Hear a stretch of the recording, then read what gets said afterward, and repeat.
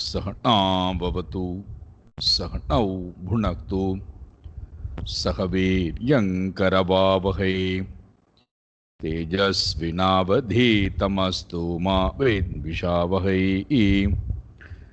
ओम शांति शांति शांति।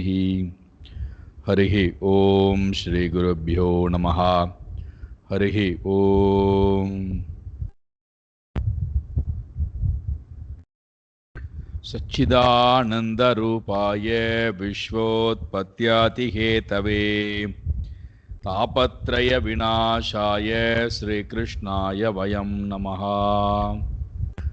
जन्माद्यस्य यतोऽन्वयात् इतरतश्चार्तेष्वभिज्ञस्वराट् तेने ब्रह्म हृदाय आदिकवये मुह्यन्ति यत्सूरये तेजो वारिमृदां यथा विनिमयो यत्र त्रिसर्गो मृषा धाम्ना स्वेन सदा निरस्तकुहकम् सत्यं परं धीमहि।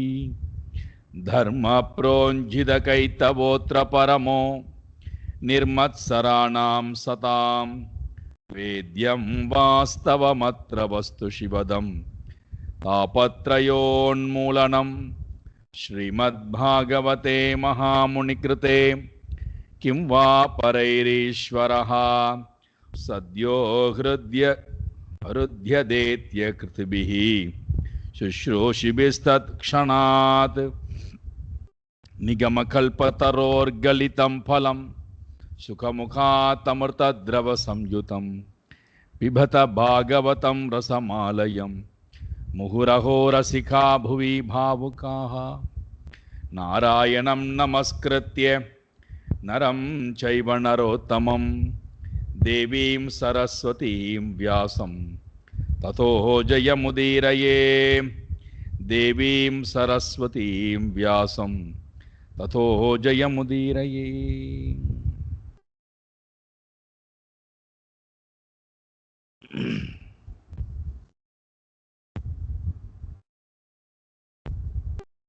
இறைவனால் திருப்பி அனுப்பப்பட்ட அந்தன ஸ்திரீகள் மீண்டும் திரும்பி வந்து தன்னுடைய கணவனோடு சேர்ந்து யாகங்களை முடிக்கிறார்கள். அந்தணர்கள் அமைதியாக உட்கார்ந்து கொண்டு சிந்திக்கிறார்களாம். பகவான் யாச்சகம் கேட்டார், நாமல் கொடுக்காமல் மறுத்து விட்டோமே. எவ்வளவு பெரிய அபராதத்தை நாம் செய்துவிட்டோம். நம்முடைய மனைவிமார்களுக்கு இருந்த அந்த திருடமான பக்தி கூட நமக்கு இல்லாமல் போய்விட்டதே என்று தங்களை தாங்களே நிந்தித்துக் கொண்டு, ஏன் நமக்கு இந்த பக்தியானது இல்லாமல் போனது?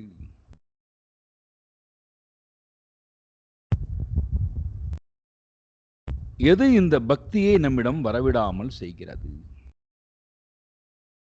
வரிசையா ஒன்னொன்னா சொல்லுகிறார்கள். திக் ஜன்ம நஸ்திரிவிருத்யத்தது திக் விரதம் திக் பகு ஞதாம் திக் குலம் திக் கிரியாதாக்ஷ்யம் விமுகாயே த்வதோக்ஷஜே.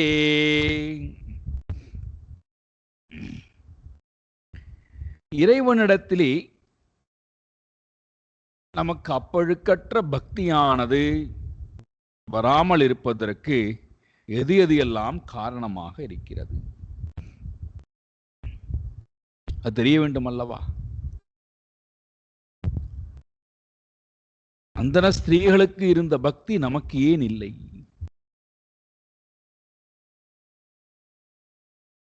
இங்கே ஒன்னொன்னா சொல்கிறார்கள். த்ரிவிருத ஜன்ம,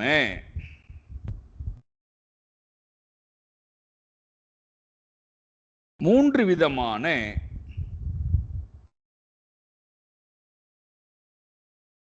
ஜன்மமானது நமக்கு ஏற்பட்ட காரணத்தினாலே.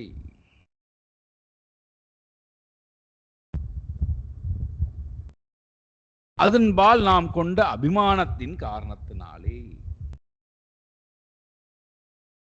த்ரீவிருத்த ஜென்ம, 3 விதமான ஜென்மம். ஒன்று, புண்ணிய பாப வினையினாலே ஒரு கர்ப்பத்துக்குள்ளே சென்று வெளியிலே வருவது முதல் பிறவி. இரண்டாவது பிறவி உபநயனம் செய்து வைத்தல். மூன்றாவது பிறவி வேதங்கள் கற்றுக்கொள்ளுதல். வேதங்கள் இருக்கக்கூடிய சம்ஹிதா, பிராமணிகம் என்று சொல்லக்கூடிய பகுதியை கற்றுக்கொள்வது. இந்த 3 விதமான ஜென்மம். ஜன்மனாத் ஜாயதே சூத்ரஹா சம்ஸ்காராத் த்விஜ உச்யதே வேதவித் விப்ரஹா. கடைசியில பிரம்மவித் பிராமணஹா. யார் பிரம்மத்தை அறிகிறானோ அவன் பிராமணன். அப்ப இந்த 3, அந்தனர் குலத்திலே பிறந்த பிறப்பு, உபநயனம் என்று சொல்லக்கூடிய 2வது பிறப்பு, 3வது பிறப்பு வேதங்களை முறையாக கற்றல். இந்த 3ம்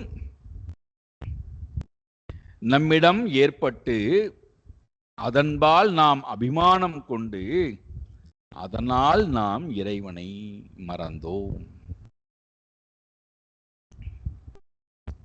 பாருங்கள், எது பெரிய தடை பாருங்கள்.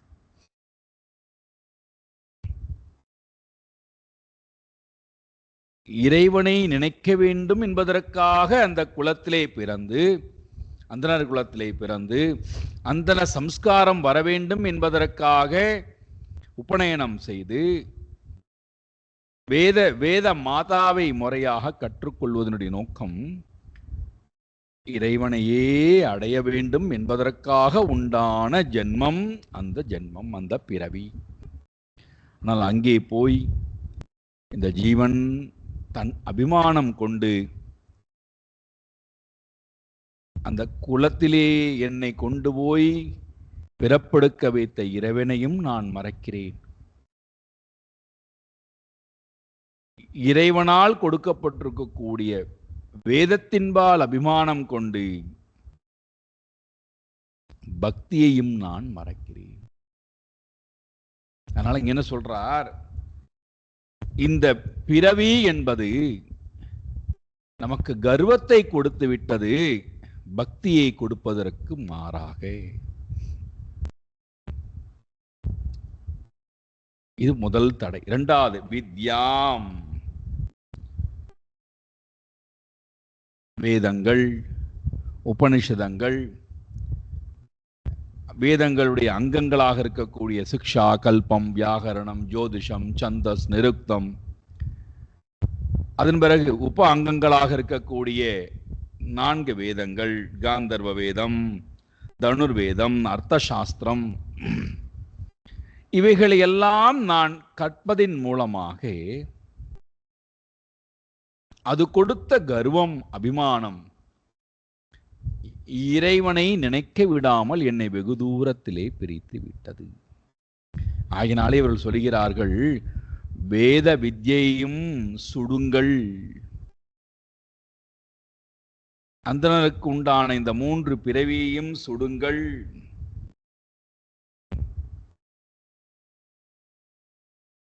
எது பக்தி வளரவிடாமல் தடுக்கிறதோ, இறைவனை நினைக்க விடாமல் தடுக்கிறதோ, அவைகள் எங்களுக்கு தேவையில்லை. அவைகளை தூக்கி எறிவதற்கு நாங்கள் இப்பொழுது தயாராக இருக்கிறோம். அது மட்டுமா, விரதங்கள், விரதத்தையும் அழித்து விடுங்கள். என்ன விரதம்? பிரம்மச்சரிய விரதம், கிரகஸ்த விரதம், வானப்பிரஸ்த விரதம், சந்நியாச விரதம் என்று சொல்லக்கூடிய 4 ஆசிரமத்தையும் எரித்து விடுங்கள். ஏன்னா இதெல்லாம் சாதனங்கள். சாதனங்கள் சாத்தியத்தை காட்டாமல், சாதனங்கள் சாத்தியத்தை நோக்கி நம்மை அழைத்து கொண்டு போவதற்கு உண்டான பக்குவ நிலையை கொடுக்கவில்லை என்றால் அந்த சாதனங்களினால் என்ன பிரயோஜனம்?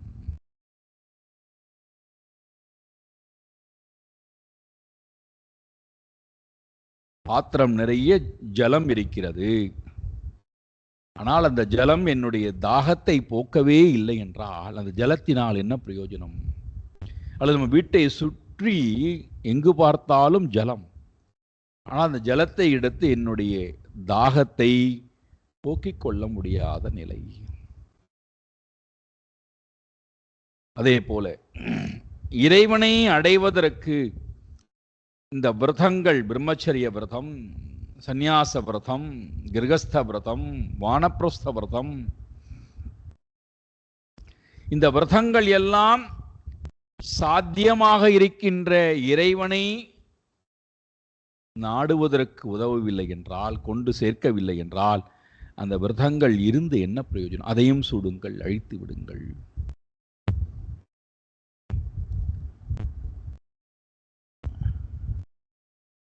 அதே போல தீஹி,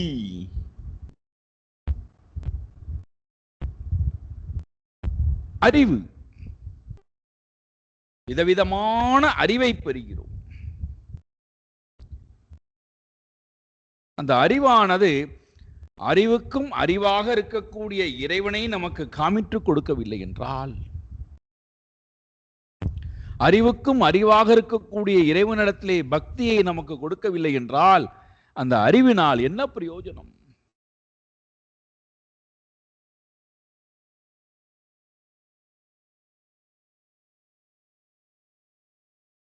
நான் அறிவு உடையவன், ரொம்ப சந்தோஷம். ஆனால் அந்த அறிவு எதை பற்றின அறிவாக இருக்க வேண்டும்? அந்த அறிவு யாரை நோக்கி போக வேண்டும்? அப்படிப்பட்ட அறிவு நம்மிடம் இல்லை என்றால் அந்த அறிவினால் என்ன பிரயோஜனம்? அதனால்தான் தன்யாஷ்டகம் அப்படின்னு ஒரு நூல்ல ஆதிசங்கர பகவத் பாதால் கேட்கிறார், தத் ஞானம் பிரசமகரம் யத் இந்திரியாணாம் தத் ஞேயம் யது உபனிஷத்சு நிஷ்சிதார்த்தம். எந்த ஒரு ஞானம், யத் ஞானம் பிரசமகரம் இந்திரியானாம், இந்திரியத்தையும் மனதையும் எந்த ஒரு ஞானமானது அமைதி அடைய வைக்கின்றதோ,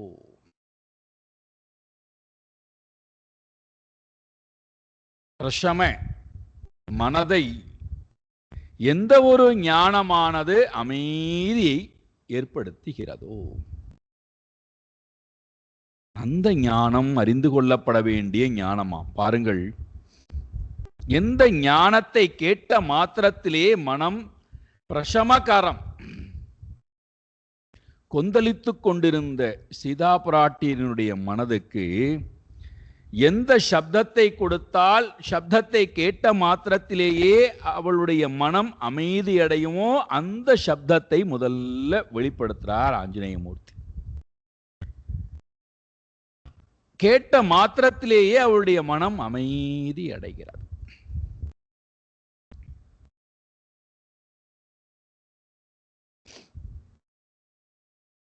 அப்போ அவர் எவ்வளவு மனதுக்குள்ளே புகுந்து என்ன சப்தத்தை எழுப்பினால் ஒரு ஜீவனுக்கு மன அமைதி ஏற்படும், மனதில் இருக்கக்கூடிய வலி எல்லாம் போகும், கேட்ட மாத்திரத்திலேயே மனம் சௌலபியத்தன்மை அடையும், வலியை விட்டு, சோகத்தை விட்டு, பயத்தை விட்டு, மோகத்தை விட்டு மனம் பிரசமகாரம் இந்திரியானாம். தத் ஞேயம், அது அறியப்பட வேண்டிய ஞானம். அது எங்க இருக்கு? எது உபனிஷத்சு நிச்சிதார்த்தம், உபனிஷத்தினாலே நிச்சயமாக கூறக்கூடிய அந்த பொருளை நாம் அறிந்து கொள்ள வேண்டியது. அப்பேற்பட்டவர்களை தே தன்யாகா புவி, அவர்கள்தான் உண்மையிலேயே தன்யவான்கள், பாக்கியவான்கள் இந்த உலகத்திலே. காரணம், பரமார்த்த நிச்சித, மேலான பொருளை நிச்சயித்து அவர்கள் வந்துவிட்டார்கள். இதுதான் நான் அடைய வேண்டிய பொருள், இந்த பொருளை தவிர வேறு ஒரு பொருள் இந்த உலகத்திலே மேலானதல்ல என்று பரமார்த்த நிச்சிதேகாகா, அந்த உண்மையை, உண்மையான பொருளை நிச்சயித்து வந்த காரணத்தினாலே தே தன்யாகா புவி. மற்றவர்கள் சேஷாஸ்து பிரமநிலையே பரிபிரமந்தா, மற்றவர்கள் வீணாக சுற்றித் திரிகிறார்கள். பரிபிரமந்தா, மோகத்திலும் சோகத்திலும் மீண்டும் மீண்டும் பிறப்பு இறப்பு எடுத்துக்கொண்டு அறிவிலே மயங்கியவர்களாய் சுற்றி கொண்டே இருக்கிறார்கள். எந்த சப்தம் கேட்ட மாத்திரத்திலேயே மனதை அமைதிப்படுத்துகிறது. அதனால தான் அந்த வாக்கியத்தை மகா வாக்கியம்னு சொல்றோம். ஸ்ரீராமாங்கிற சப்தத்தை சொன்ன உடனேயே சீதா பிராட்டியினுடைய மனம் அவ்வளவு அமைதி ஆகிறது. அந்த அறிவு அல்லவா நமக்கு தேவையான அறிவு. எந்த அறிவை கொடுத்தால் அந்த அறிவு உடனடியாக இறைவனை நினைக்க வைத்து, இறைவனின்பால் நம்மை ஒன்ற வைத்து, நம்முடைய மனதிலே இருக்கக்கூடிய அந்த வேற்றுமை உணர்வை எல்லாம் நீக்கி மனதை ஆனந்த கடலிலே, அன்பு கடலிலே திளைக்க வைக்கக்கூடிய ஆற்றல் படைத்த அறிவல்லவா அறிவு. அந்த அறிவு நமக்கு இல்லை. நம்முடைய அறிவு வெறும் அர்த்தத்தையும் காமத்தையும் நாடக்கூடிய அறிவாக இருக்கிறது. இந்த அறிவு நமக்கு இறைவனை காமித்து கொடுக்கவில்லை, இறைவனை நோக்கி போவதற்குண்டான பாதை பக்தியும் கொடுக்கவில்லை. ஆகையினாலே இந்த அறிவு இருந்து என்ன பிரயோஜனம்? ஆகையினாலே இந்த அறிவை சுடுங்கள், அக்னியால் பொசுக்குங்கள். அப்பா, இறைவனை காட்டிக் கொடுக்காத அறிவு பெரும் தடை. ஆசிரம விரதங்கள் இறைவனை நோக்கி நம்மை அழைத்து கொண்டு போகவில்லை என்றால் அதுவும் பெரிய தடை. வேத வித்யா, 4 வேதங்கள், 6 அங்கங்கள், அது காட்டக்கூடிய பாதைகள் இறைவனை காமித்து கொடுக்கவில்லை என்றால் அதுவும் பெரிய தடை. 3 பிறப்புகள் இறைவனை நோக்கி நம்மை அழைத்து கொண்டு போகவில்லை என்றால் அந்த பிறப்பினாலே என்ன பிரயோஜனம்? அது மட்டுமா? திக் குலம், அந்த அந்தனர் குலம், மேலான குலம், அந்த குலமானது நாம் தேர்ந்தெடுத்ததனுடைய நோக்கமே. உதாரணம் எடுத்துக்கொள்ளுங்களேன். நல்ல பள்ளிக்கூடத்தை ஒரு பெற்றோர்கள் தன் குழந்தைக்காக தேர்ந்தெடுக்கிறார்கள். எதற்கு? என்ன அவசியம் வந்தது? பக்கத்தில் இருக்கக்கூடிய எல்லா குழந்தைகளும் படிக்கக்கூடிய பள்ளியிலே கொண்டு போடலாம் அல்லவா? ஏன் தன்னுடைய குழந்தையை இந்த பள்ளிக்கூடத்திலே படித்தால் என் குழந்தைக்கு சிறப்பாக இருக்கும் என்று ஏன் தேர்ந்தெடுக்கிறார்கள்? அந்த குழந்தைக்கு அதன் மூலமாக பெற வேண்டிய அறிவு எல்லாம் பெறப்படுகிறது, கொடுக்கப்படுகிறது. அந்த குழந்தைக்கு அந்த பள்ளிக்கூடத்திலிருந்து பெறப்படக்கூடிய நல்ல பண்புகள், நல்ல வாழ்க்கை முறைக்கு தேவையான எல்லா விஷயங்களும் கிடைக்கிறது. அது இந்த பள்ளிக்கூடத்திலே கிடைக்காது. ஆகையினாலே இந்த பள்ளிக்கூடத்திலே போய், அது மட்டுமல்ல, இந்த குழந்தைக்கு தேவையான ஊக்கம், இந்த குழந்தைக்கு தேவையான நோக்கத்தை நிறைவேற்றுவதற்குண்டான அறிவு, பாதைகள், பண்புகள் எல்லாம் இந்த பள்ளிக்கூடத்திலே கொடுக்கப்படுகிறது. அந்த குழந்தை அதை பெற்றுக்கொண்டு உயர்வுக்குண்டான இலக்கை நோக்கி போவதற்கு அது உந்து சக்தியாக இருக்கு. அதே போல இந்த குலத்திலே நான் பிறந்ததனுடைய நோக்கம் என்ன? அங்கிருந்து நான் பெற வேண்டிய பொருளை பெற்றுக்கொண்டு உயர்ந்த சாதனத்தை பின்பற்றி கொண்டு உயர்ந்த இலக்கை அடைவதற்கு இந்த குலம் எனக்கு உந்து சக்தியாக இருக்கிறது. ஆகையினாலே இந்த குலத்தை நான் தேர்ந்தெடுக்கிறேன்னு தேர்ந்தெடுக்கிறோம். நினைத்து பாருங்கள், காலையிலிருந்து இரவு வரைக்கும் பொருளை ஈட்டுவதிலேயே வாழ்க்கை கழிகிறது. அப்படி ஒரு குலம் இருக்குன்னா, விவசாயிகளுடைய குலம், வாணிபர்களுடைய, வியாபாரம் செய்யக்கூடியவருடைய குலம், பொருளை கொடுக்கல் வாங்கல் செய்யக்கூடிய ஒரு குலத்துல ஒருவன் பிறக்கிறான் வைத்துக்கொள்வோம். அவனுடைய சிந்தனை முழுக்க பொருள்களை பற்றியே, அதற்குண்டான செயல்பாடுகள், அதற்குண்டான மக்களுடைய பேச்சு வழக்குகள், இதை பற்றியே தானே சிந்தனை இருக்கும். அப்ப எங்கிருந்து தன்னுடைய உயர்வுக்கு உண்டான ஒரு முயற்சி அவனால் செய்ய முடியும்?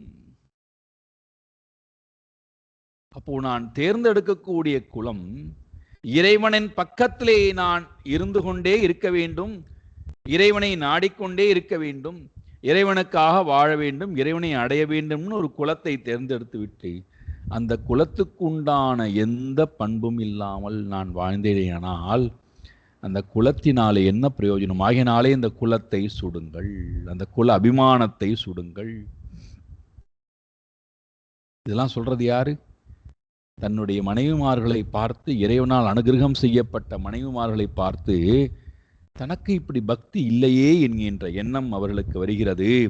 அந்த தாபத்தினுடைய வெளிப்பாடு தன்னிடம் என்ன தடை இறைவனை நினைக்க விடாமல் இருக்கு என்பதை பார்க்கிறார்கள்.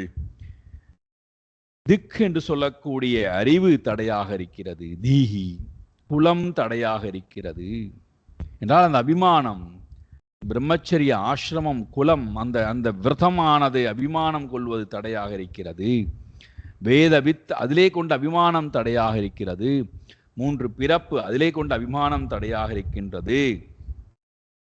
அது மட்டுமா, அந்த குலத்திலே பிறந்து அந்த குலத்துக்கு உண்டான கர்மங்கள் செய்கிறோம், அதுல அபிமானம், கிரியா தாக்ஷ்யம், செயல்பாடுகள், அந்த குலத்துக்கு உண்டான கர்ம அனுஷ்டானங்கள் இருக்கு அல்லவா, அந்த கர்ம அனுஷ்டானங்களிலே திறமை வாய்ந்தவனாக நான் இருக்கிறேன், அதுல கொண்ட அபிமானம்.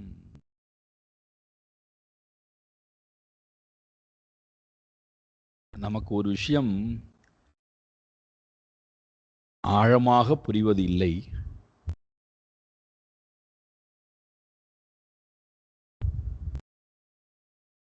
எப்படி நம்முடைய உடம்புல விதவிதமான அங்கங்கள் இருக்கிறது, அங்கங்கள் ஒவ்வொன்றும் ஒவ்வொரு செயல்பாட்டுக்காக இருக்கிறது. ஒவ்வொரு அங்கமும் ஒரே மாதிரியான செயலை செய்வது இல்லை. கண் ஒரு செயலை செய்கிறது, காது ஒரு செயலை செய்கிறது, மூக்கு ஒரு வேலை செய்கிறது, நாக்கு ஒரு வேலை செய்கிறது, வாக்கு ஒரு வேலை செய்கிறது, கைகள் கால்கள் ஒரு வேலை செய்கின்றன, பெருவாய் சிறுவாய் ஒரு வேலையை செய்கிறது, பிராணன் அது அதனுடைய வேலையை செய்கிறது. இப்படி ஒவ்வொன்றும் ஒவ்வொரு அங்கங்களும் ஒவ்வொரு விதமான வேலைகளை செய்கிறது. இப்போ ஒவ்வொரு அங்கமும் ஒவ்வொரு வேலையை யாருக்காக செய்கிறது? அங்கிக்காக. அங்கி ஒருத்தந்தான்.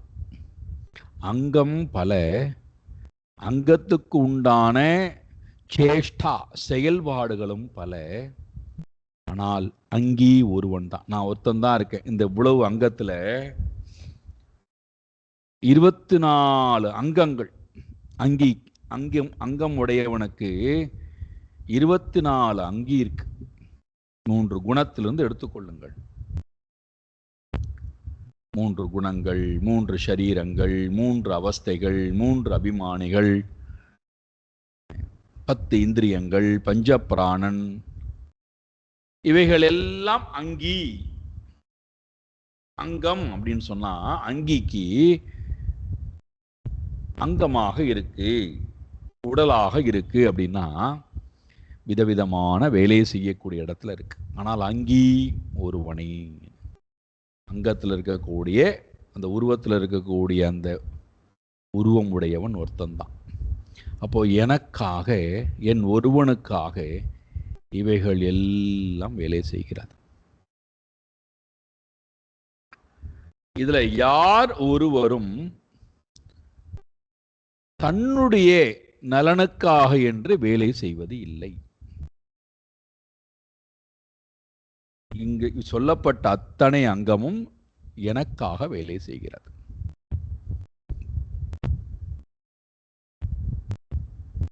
இருக்கட்டும். இப்ப அதனால என்ன வந்தது அப்படின்னு கேட்குறீங்களா? இந்த அங்கம் அங்கிக்காக இருக்கின்றது அப்படின்னா, அங்கி அங்கத்திலே இருந்து கொண்டு அங்கத்தை இயக்குகிறான். இப்ப அங்கத்துல எந்த ஒரு காரியம் நடந்தாலும் அது அங்கிக்கு சொந்தமே தவிர அங்கத்துக்கு சொந்தமானவை அல்ல.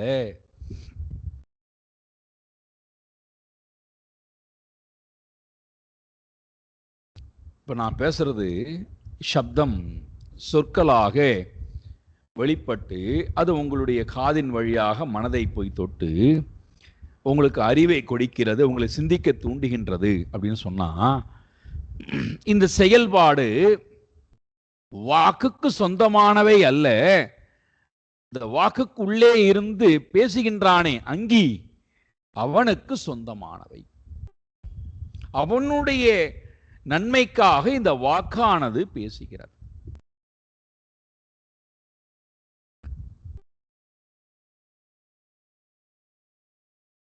இப்ப இந்த வாக் அங்கிக்காக பேசுகின்றது என்று சொன்னால், அங்கி வாக்குனுடைய துணை இல்லாமலும் அமைதியாக இருக்க முடியும். வாக்கின் வழியாகவும் வெளிப்பட முடியும். ரெண்டு இருக்கு. வாக்கின் துணையின்றி அவனால் இருக்க முடியும், வாக்கின் வழியாகவும் வெளிப்பட முடியும். வாக்கின் வழியாக வெளிப்படுகின்ற நேரத்திலே அது சப்தமாக சொற்களாக வெளிப்படுகிறது.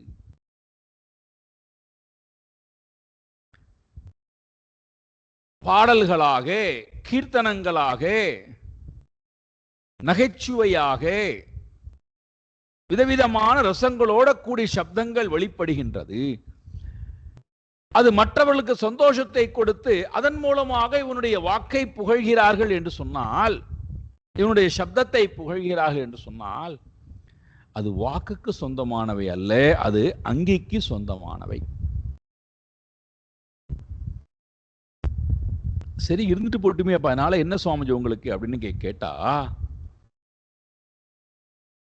எந்த ஒரு செயல்பாடுகளும் அந்த செயல்பாட்டுக்கு பின்னாடி இருக்கக்கூடிய அங்கிதான், அவனுடைய அனுகிரகத்தினால்தான் இது இயங்குகிறது என்று நமக்கு தெரியாத காரணத்தினாலே, அறியாமையின் காரணத்தினாலே, அங்கி வேறு அங்கம் வேறு என்று பிரித்து அங்கிக்கும் அங்கத்துக்கும் எந்த சம்பந்தமும் இல்லாமல் செய்து அங்கத்தினுடைய எல்லா வெளிப்பாடுகளையும் என்ன பண்றோம், அங்கி இடத்திலே ஏற்றி வைத்து அங்கிக்கும் எல்லா தோஷத்தையும் கல்பிதம் பண்றோம். அங்கத்துக்கு எந்த நன்மையும் இல்லை, எந்த தீமையும் இல்லை. இப்போ இது அப்படியே சமஷ்டிக்கு கொண்டு போறோம். எப்படி என்னுடைய அங்கம் அங்கி, ஏன்னா அது பெரிய சப்ஜெக்ட் இது வேதாந்தத்தில், அங்க அங்கி சம்பந்தம். இப்போ என்னுடைய சரீரம் வியஷ்டி, இது அப்படியே சமஷ்டிக்கு கொண்டு போங்க. எல்லாருடைய சரீரமும் இந்த பஞ்சபூதத்தால் ஆனது, 3 வாசனைகளால் ஆனது, 3 குணத்தால் ஆனது, 3 சரீரத்தால் ஆனது, 3 அவஸ்தையால் ஆனது, 3 அபிமானியால் ஆனது, 10 இந்திரியங்களால் ஆனது, பஞ்ச பிராணனால் ஆனது. இவைகள் எல்லாம் அங்கம் என்று சொன்னால், சமஷ்டி அங்கம் என்று சொன்னால், இந்த சமஷ்டி அங்கத்தின் மூலமாக செயல்படக்கூடிய அந்த அங்கி ஒரே ஒருவர் தான். இப்ப இந்த அங்கி பாவத்துல இறைவன் அங்கத்தின் மூலமாக வெளிப்படும் போது விதவிதமாக செயல்பாடுகளை உடையவரை போன்று தோன்றுகிறார், வேறுபாடு உடையவரை போல தோன்றுகிறார். அங்கத்துக்கும் அங்கிக்கும் எந்த தொடர்புமே இல்லை என்பதை போன்ற ஒரு தோற்றமானது நமக்கு ஏற்பட்டு விடுகிறது. அதனுடைய வெளிப்பாடு என்ன? அங்கியை மறந்துவிட்டு அங்கத்தின் மூலமாக வரக்கூடிய செயல்பாடுகளை எல்லாம் நாம் திரும்ப திரும்ப திரும்ப நினைத்து கொண்டே அதில் அபிமானம் கொண்டு அந்த கர்மங்களிடத்திலேயே நாம் மயங்கி போய்விடுகிறோமே தவிர அது கொடுக்கக்கூடிய அர்த்த காம புண்ணியத்திடத்திலே மயங்கி போய்விடுகிறோம். அது கொடுக்கக்கூடிய லோகத்திடத்திலே நாம் போய் மயங்கி விடுகின்றோம். அங்கியை மறந்து விடுகிறோம்.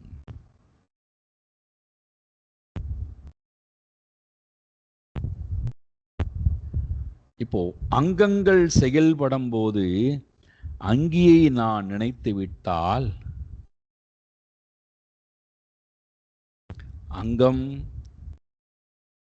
அங்கத்திலிருந்து வரக்கூடிய எல்லா செயல்பாடுகளும் என்னை எவ்வகையிலும் மயக்காது, மோகம் அடைய வைக்காது. எப்பொழுது அங்கத்தை நினைத்து கொண்டு அங்கியை மறந்து விடுகின்றேனோ அப்பொழுது அங்கத்திலிருந்து வரக்கூடியவை அத்தனையும் என்னை மோகிக்க வைக்கிறது, சோகம் அடைய வைக்கிறது.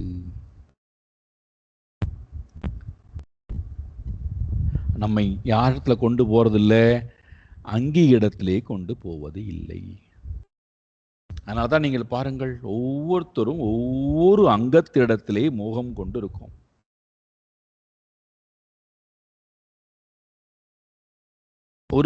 ஒரு சாரார் சப்தத்திலே மோகம் கொண்டு, அது எந்த சப்தமானா இருக்கலாம், சப்தத்திடத்திலே மோகம் கொண்டு அந்த அங்கத்திடத்திலே மயங்கி அந்த சப்தத்துக்கு காரணமாக இருக்கக்கூடிய அங்கியை நான் மறந்து விடுகிறேன்.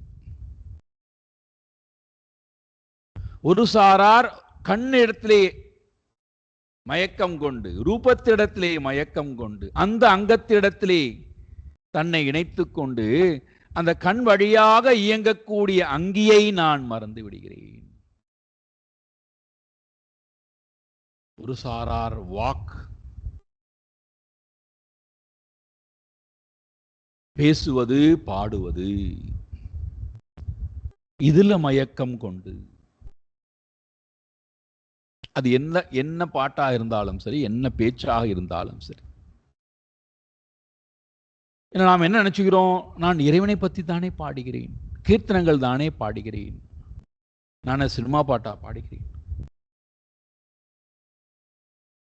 இறைவனை பற்றித்தானே பேசுகிறேன், நான் உலகத்து விஷயத்தா பேசுகிறேன், இறைவனுடைய நாமத்தை தானே நான் சொல்லுகின்றேன், ஸ்லோகம் சொல்லுகின்றேன், சகஸ்ரநாமம் சொல்லுகின்றேன், நாராயணியம் பாடுகின்றேன். இது தப்பா? இதெல்லாம் அங்கத்தினுடைய செயல்பாடு. அங்கமானது அங்கியிடத்திலே கொண்டு போய் என்னை சேர்க்காதவரை, அங்கியை எனக்கு நினைவூட்டாதவரை, அங்கியின்பால் எனக்கு பக்தியை காட்டாதவரை இந்த செயல்பாடுகள் அத்தனையுமே மோகத்துக்கு உரியவை, என்னை மீண்டும் மீண்டும் மோகத்திலேயே வைத்திருக்கும் தன்மை படைத்தவை. அதனால்தான் ஒரு பாகவத சப்தாகம் பண்ணக்கூடிய ஒருவர் இந்தியா முழுக்க எல்லா க்ஷேத்திரத்திலும் போய் பாகவத சப்தாகம் செய்கிறார். அவருக்கு எல்லா க்ஷேத்திரமும் எல்லா மக்களுக்கும் அறிவை கொடுத்தாகிவிட்டது. அவருக்கு சந்தோஷமே இல்லை. அப்போ அவருக்கு ஒரு ஆசை வருகிறது, நான் இந்த சாதாரணப்பட்ட மக்கள் வசிக்கக்கூடிய இடத்திலே போய் எல்லாம் பேசியாகிவிட்டது, ஆனால் நான் பேச வேண்டிய இடம் ராஜாவுடைய அரண்மனையிலே, ராஜாவுடைய சபையிலே, ராஜாவுக்காக நான் சப்தாகம் செய்ய வேண்டும். அதன் மூலமாக என்னுடைய ஜன்மமானது சாஃபல்யம் அடையும்.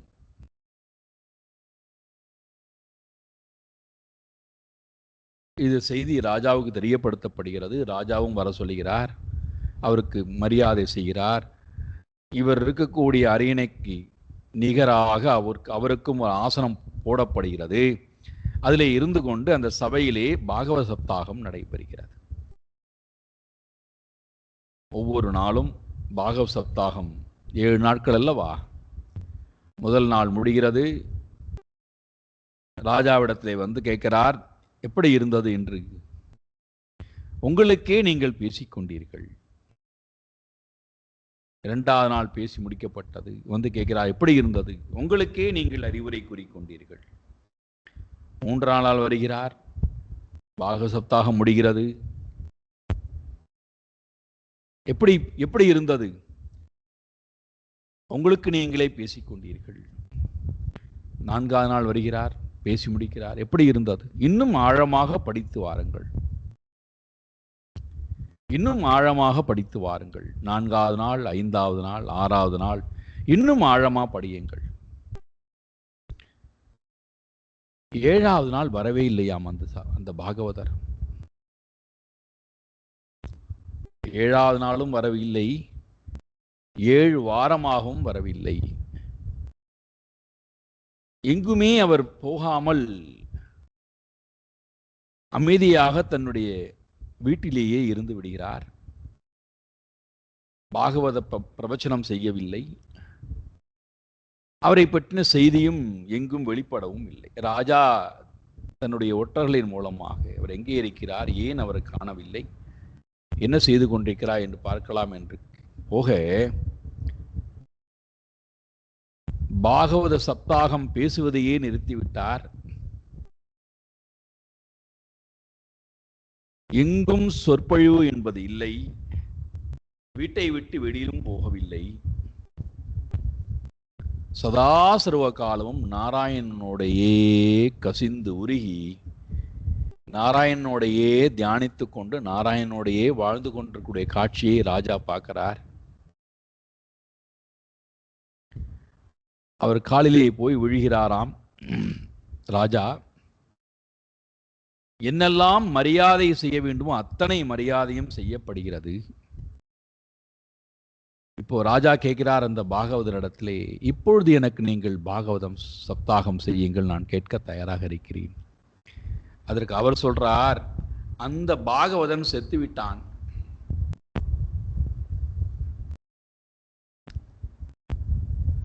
இப்பொழுது இருப்பவன் பரம பக்தன், பகவானுடைய தாசன் இருக்கிறேன், பகவானோடு ஐக்கியமான அந்த பக்தன் இருக்கிறேன். இனிமேல் என்னால் பாகவதம் செய்ய முடியாது.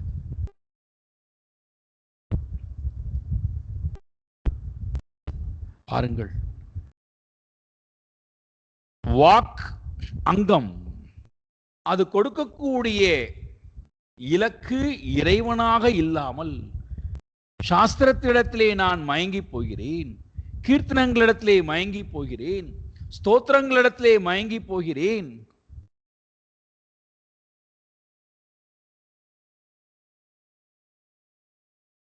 அப்போ அந்த அங்கத்தினாலே எந்த பிரயோஜனமும் அங்கேக்கு இல்லை. அப்போ அங்கங்கள் விதவிதமான செயல்பாடுகளை நமக்கு விதித்திருக்கிறது வேதங்கள். இந்த அங்கத்தில் இருக்கிறாயா, இந்த குணத்தில் இருக்கிறாயா, இந்தந்த கர்மங்களை செய்து விதித்திருக்கிறது. எதற்கு? அந்த அங்கத்திலிருந்து அங்கியை நான் அடைவதற்காக. இப்ப நாம் என்ன பண்ணுகின்றோம்? அங்கத்தில் இருந்து கொண்டு அங்கத்துக்கு கொடுக்கப்படக்கூடிய செயல்பாடுகளை பிடித்து கொண்டு அங்கியை நான் மறந்து விடுகிறேன். இதையெல்லவா நாம் செய்து விட்டோம். எவ்வளவு பெரிய தோஷம் ஏற்பட்டு விட்டது. ஆகையினாலே இந்த கர்மத்தையும் சுடுங்கள். எந்த கர்மமானது நம்மை மோகிக்க வைத்ததோ, எந்த கர்மமானது நம்மை இறைவனிடத்திலே கொண்டு சேர்க்காமல் நம்மை மோகிக்க வைத்ததோ, அது கொடுக்கக்கூடிய பலனும் அங்கீகாரமும் நம்மை இறைவனை நோக்கி போகவிடாமல் தடுத்ததோ, அந்த கர்மத்தையும் சுடுங்கள்.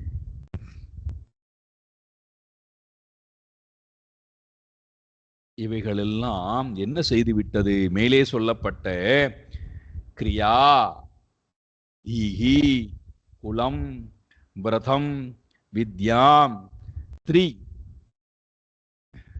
ஜன்ம, இவைகளெல்லாம் ஏது அதோக்ஷஜே விமுகாஹ, இந்திரியங்களுக்கும் மனதிற்கும் விஷயம் இல்லாத அதோக்ஷஜனாக இருக்கக்கூடிய பரமாத்மாவிடத்திலே நம்மை கொண்டு சேர்க்காமல் விமுகாகா பாராமுகமாக அல்லவா இருந்து விட்டோம். இறைவனை நாட வேண்டும் என்ற எண்ணமே இல்லாமல் அல்லவா இருந்து விட்டோம்.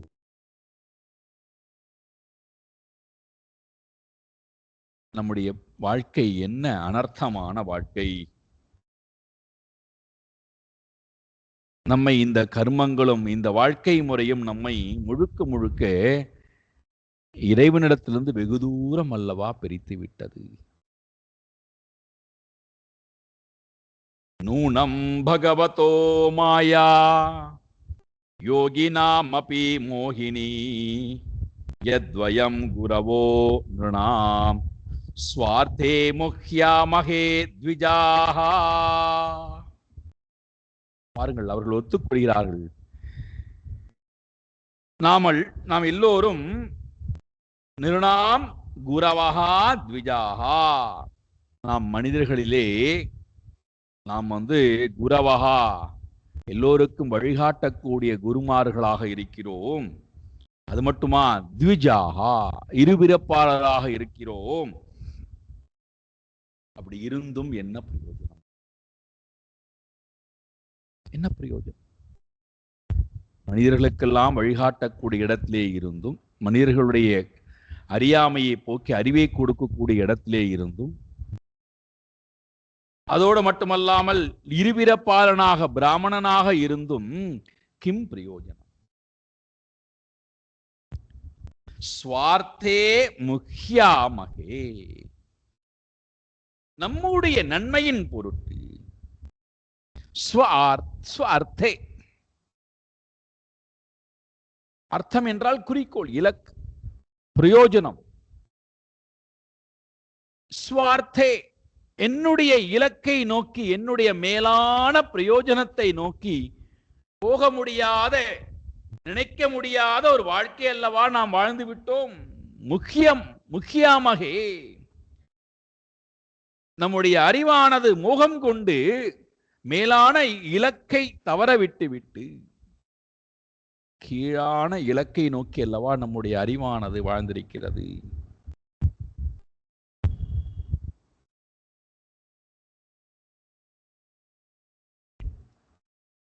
இந்த வாழ்க்கை முறை பகவதா மாயா, பகவானுடைய மாயைதான் இந்த மோகத்துக்கு காரணமாக இருக்கிறது.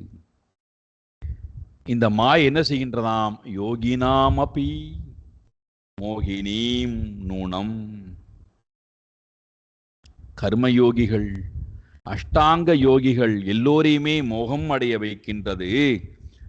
அப்பேற்பட்ட மோகத்திலே நாம் மாட்டிக்கொண்டு விட்டு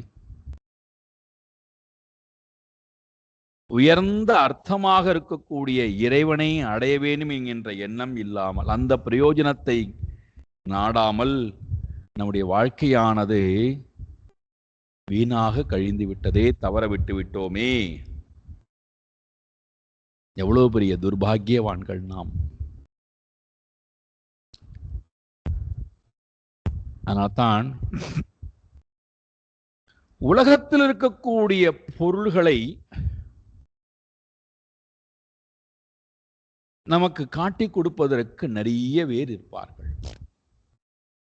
அது நமக்கு தேவையா, தேவையில்லையா, அது நமக்கு நன்மை செய்யுமா, செய்யாதா, அது வேண்டுமா, வேண்டாமா, அதை எப்படி பிரயோஜனப்படுத்த வேண்டும் என்பதை பற்றியெல்லாம் நமக்கு அறிவு இல்லாவிட்டாலும் கூட உலகத்து விஷயங்களை நமக்கு காமித்து கொடுப்பதற்கு நிறைய பேர் இருப்பார்கள். உதவி செய்வதற்கும் நிறைய பேர் இருப்பார்கள். கீழே விழுந்தால் தூக்கி விடுவதற்கு கூட நிறைய உள்ளங்கள் இருக்கும். ஆனால் சுவார்த்தம், நம்முடைய பிரயோஜனமாக இருக்கக்கூடிய ஆத்ம லாபார்த்தம், அந்த ஆத்மாவுடைய சொரூபத்தை அடைவதற்கு சாஸ்திரத்தையும் குருவையும் இறைவனையும் தவிர வேற யாரும் நமக்கு சகாயம் செய்யக்கூடிய இடத்தில் இல்லை.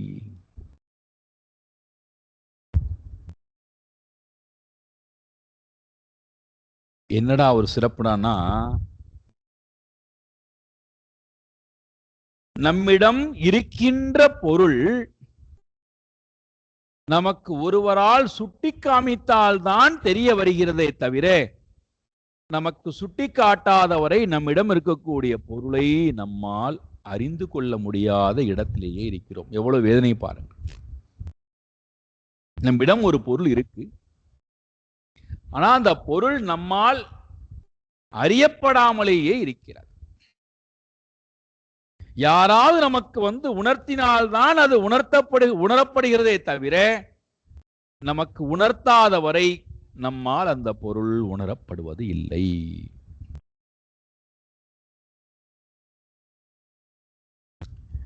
அதான் ஒரு இடத்துல பேசிக் கொண்டிருந்த போது சொன்னேன், குழந்தைகளுக்கு சிறு குழந்தைகளுக்கு அறிவை கொடுக்கிறார்களாம். எப்படி? அல்பாபெட் அந்த வழியில ஏ பி சி டி, அதுல அவர்களுக்கு அறிவு கொடுக்கிறார். ஏங்கிற அந்த சப்தமானது இந்த குழந்தைக்கு ஞாபகத்துக்கு வரணும். ஒன்னு என்ன, ஏ ஃபார் ஆப்பிள்.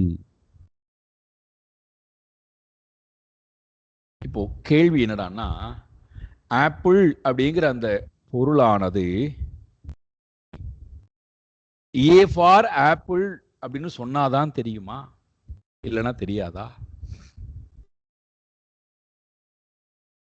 படிப்பறிவே பள்ளிக்கூடத்திற்கு கூட போகாதவர்கள் திருவண்ணாமலை நீங்க பாத்தீங்கன்னா ரோட்டோரத்தில் கடை போட்டிருக்காரு.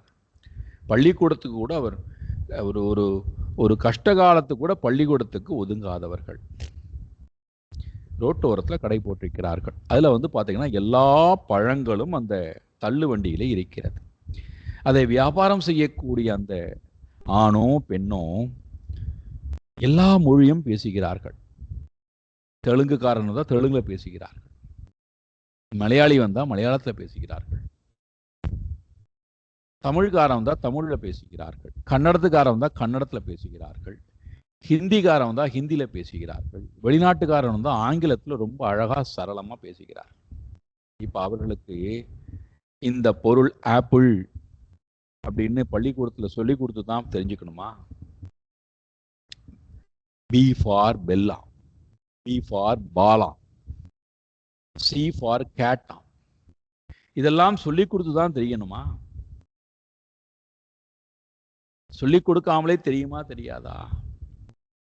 ஆனால் A for ஆத்மா, இந்த சப்தத்தை கேட்ட உடனே நமக்கு பாருங்கள், ஆத்மாவா அப்படின்னது? அது இருக்கிற பொருள், அது என்னோடய இருக்கிற பொருள். எனக்கு அந்நியமான பொருளை, என்னை விட்டு வேறாக இருக்கக்கூடிய பொருளை நான் ஒருவருடைய துணை கொண்டு தெரிந்து கொள்ளலாம், அல்லது நானே தெரிந்து கொள்ளலாம். பல பேர் பேசக்கூடிய சப்தத்தை வைத்து. ஆனால் என்னிடமேயே ஒரு பொருள் இருக்கிறது, அது ஆத்மா. ஏ ஃபார் ஆத்மா. இப்ப இந்த ஆத்மான ஒரு பொருள் இருக்கு, அது எனக்கு யார் சொல்லா தெரியும்? சாஸ்திரம் அந்த ஆத்மாவை நமக்கு அறிமுகப்படுத்துகிறது. அதனுடைய தன்மையை குரு நமக்கு எடுத்து போதிக்கிறார். இறைவன் அந்த அந்த தன்மையை எனக்கு புரிய வைக்கக்கூடிய அனுகிரகத்தை செய்கிறான். இது நடந்தால்தான் எனக்கு அந்த ஆத்மா இருக்கு, என்னுடைய சொரூபம் அது என்று தெரிய வருமே தவிர, ஒருவர் சுட்டி காட்டாதவரை இருக்கின்ற பொருள் நமக்கு தெரிவது இல்லை. B for Brahman, C for Chaitanyam, D for Dharma.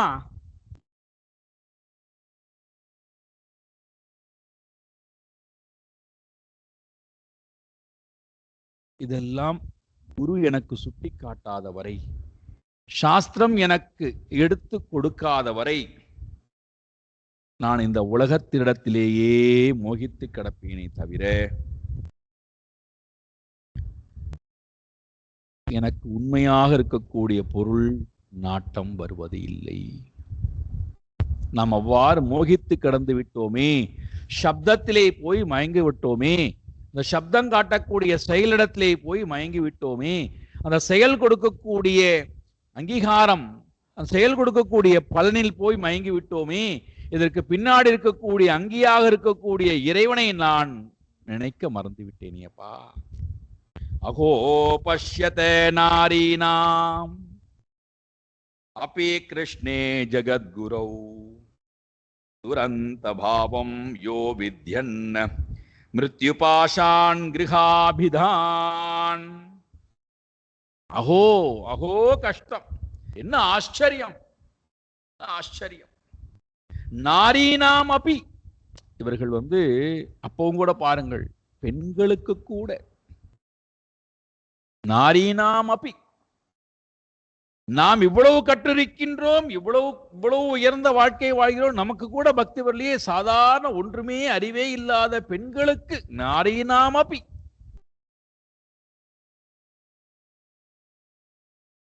Jagadguru கிருஷ்ணே, ஜெகத்குருவாக இருக்கக்கூடிய கிருஷ்ணனிடத்திலே துரந்தம் பாவம், மழிவற்ற மாறாத பக்தியானது ஏற்பட்டிருக்கின்றதே பாருங்கள். பஷ்யே, எவ்வளவு பெரிய ஆச்சரியம். அழியாத மாறாத பக்தியானது நாரீனாமபி, இந்த பெண்களுக்கு கூட ஏற்பட்டிருக்கிறது, நமக்கு ஏற்படவில்லையே.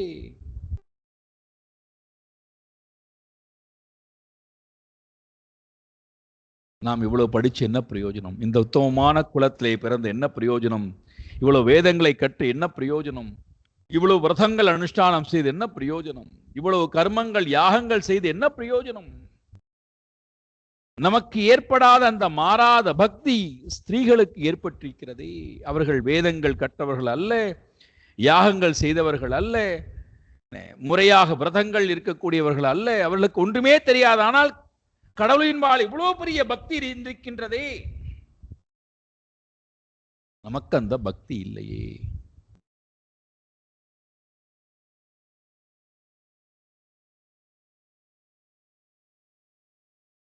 ஏன் பக்தி இல்லை அப்படின்னு சொன்னா, இப்ப நம்ம பார்த்தோம் அல்லவா, அங்கி அங்கத்தை கொண்டு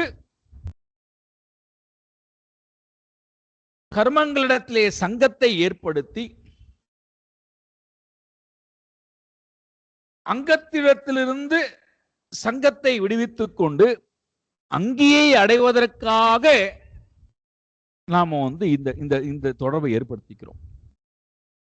ஆசிரம தொடர்பு, வர்ண தொடர்பு, நித்திய கர்மங்கள், நிமித்த கர்மங்கள், உபாசனா, இதெல்லாம் எதற்குடா?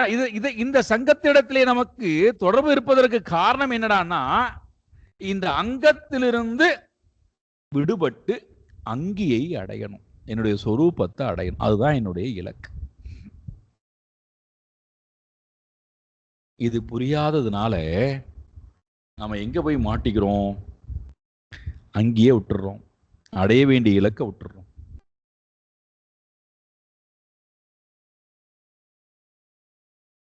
அங்கத்தின் மூலமாக இந்த அனுஷ்டானங்களை எல்லாம் பிடித்துக் கொண்டு அதுதான் நாம் செய்ய வேண்டியவை, அதற்கு மேலே ஒன்றுமே இல்லை என்கின்ற எண்ணத்துக்கு வந்துடும்.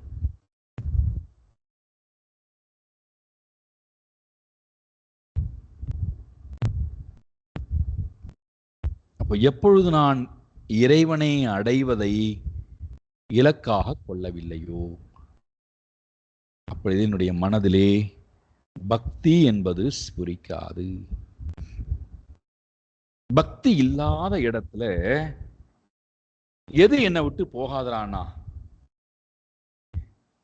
மிருத்யு பாஷான், மிருத்யு மரணமும், மிருத்யு பாசம் மரணம் கொடுக்கக்கூடிய அந்த பயம், அதனால் ஏற்படக்கூடிய பாசம், அந்த பாசத்தினாலே நான் கொள்ளக்கூடிய பந்தம், அந்த பந்தத்தினாலே நான் ஏற்படுத்திக் கொள்ளக்கூடிய அபிமானம், கர்மம், இவைகளெல்லாம் என்னை விட்டு ஒரு காலத்திலும் போகாது.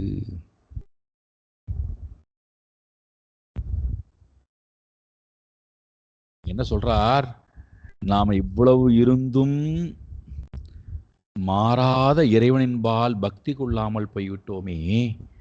ஒன்றுமே இல்லாத, எந்த ஒன்றுமே தெரியாத அவர்களுக்கு, பிராமணர்களுக்கு உண்டான உபநயன சம்ஸ்காரங்கள் இல்லை, அக்னி காரியங்கள் இல்லை, விரதங்கள் இல்லை, விரத அனுஷ்டானங்கள் இல்லை, வர்ண ஆசிரமங்கள் கிடையாது, சந்நியாச ஆசிரமம் கிடையாது, எதுவுமே இல்லையே.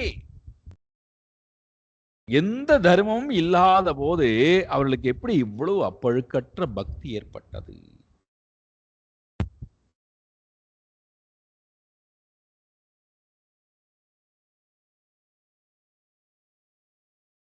காரணம் என்னவென்றால், அவர்கள் தன்னுடைய செயல்பாடை எல்லாம் நாராயணனுக்காகவே செய்வதனால் அவர்களுடைய மனம் தூய்மையான மனமாக இருக்கு.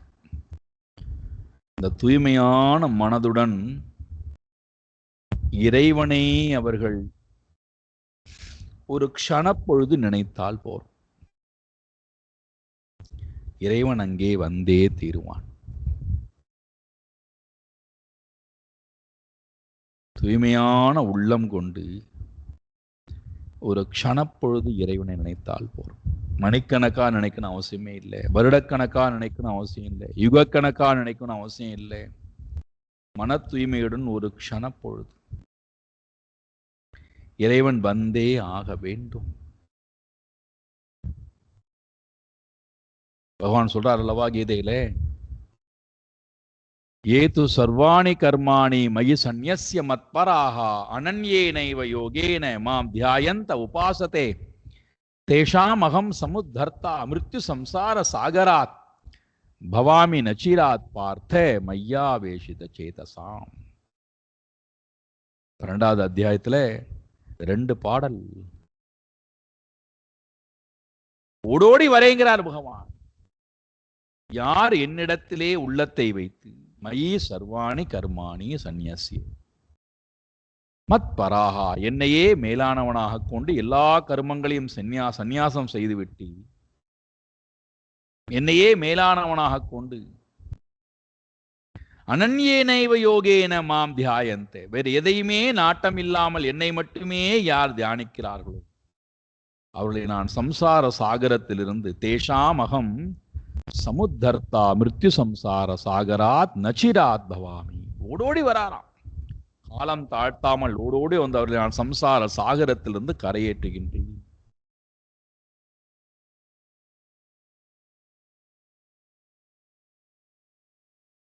அப்ப இப்பேற்பட்ட உள்ளம் நமக்கு இல்லையே. அந்த பக்தியினால என்ன நன்மை அதையும் அவர்கள் தெரிந்து வைத்திருக்கிறார்கள். இருந்தும் அவர்கள் பக்தி செய்யாமல் இருந்திருக்கிறார். அதான் பியூட்டி. யஹா கிருஹ அபிதான் மிருத்யு பாஷான் அபித்யதே. அந்த பக்தியானது, உள்ள அப்பழுக்கற்ற பக்தியானது கிருஹ அபிதான், கிரகத்தின்பால் கொண்ட அந்த அபிமானத்தை அவர்களுடைய உள்ளத்திலிருந்து எடுத்து விட்டது. மிருத்யு பாஷான், யம பயத்திலுமிருந்தும் யம பாசத்திலுமிருந்தும் இந்த பக்தியானது அவர்களை விடுவித்து விட்டது. அவர்கள் கிரக அபிமானத்திலுமிருந்தும் மிருத்யு பாசத்திலுமிருந்தும் அந்த கயிறை அறுத்து கொண்டவர்களாய் ஆகிவிட்டார்கள். நாம் அதை செய்யவில்லையே. நாம் இன்னும் கிரகஸ்த அபிமானத்திலேயே தான் இருக்கின்றோம். இன்னும் மிருத்யு பாசத்திலேயே, மரண பயத்தோட கூடிய அந்த பாசத்திலேயே தான் அழிந்து கிடக்கின்றோம். நமக்கு அந்த பக்தியினாலே கிடைக்கக்கூடிய பலன் கிடைக்கவில்லையே. என்ன பிரயோஜனம்?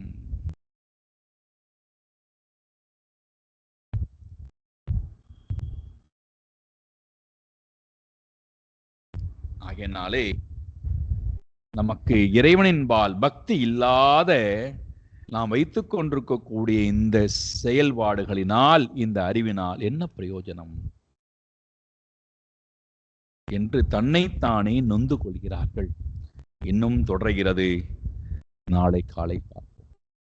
ஓம் பூர்ணமதః பூர்ணமிதம் பூர்ணாத் பூர்ணமுதச்யதே பூர்ணஸ்ய பூர்ணமாதாய பூர்ணமேவாவசிஷ்யதே. ஓம் சாந்தி சாந்தி சாந்தி. ஹரிஹி ஓம் ஸ்ரீ குருभ्यो நமः. ஹரிஹி ஓம்.